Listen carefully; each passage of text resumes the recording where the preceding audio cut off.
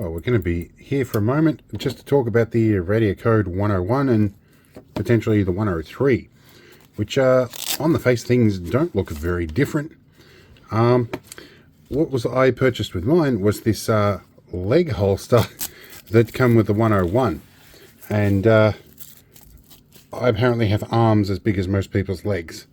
So about here is about, you know, a comfortable arrangement for it. There is absolutely no way in hell I'd fit that on my leg. So I'm finding a belt holster option is much better.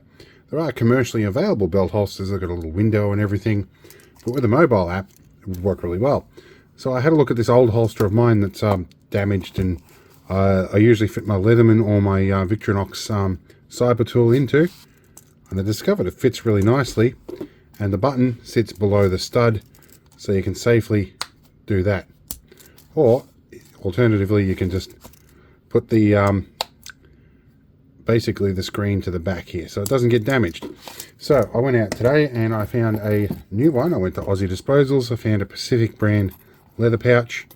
I don't really like the way they've got this here because it can twist and move around, but I can redo that stud later. But fits in here just the same. Puts in that way, and it means that the scintillation crystals here, a little bit below my belt height, not really obstructed by much. So I find that is going to be a nice solution, and it doesn't look out of place, doesn't have a funny screen in it, doesn't arouse a lot of suspicion, because where I live, walking around with this sort of stuff, people already think I'm a bit of a mad scientist. This does not help any. If they go, "What's that thing?" and I go, "It's a radiation detector," people get a little nervous about that. So I thought this might be just an interesting little point to make. But yes, you can use a holster that fits a Leatherman rebar or similar size Leathermans. So good luck. Enjoy your radiation detecting. I should also make note that Radiacode did send me the 103, but they did approach me going, "Hey, would you like to do a video on our 103?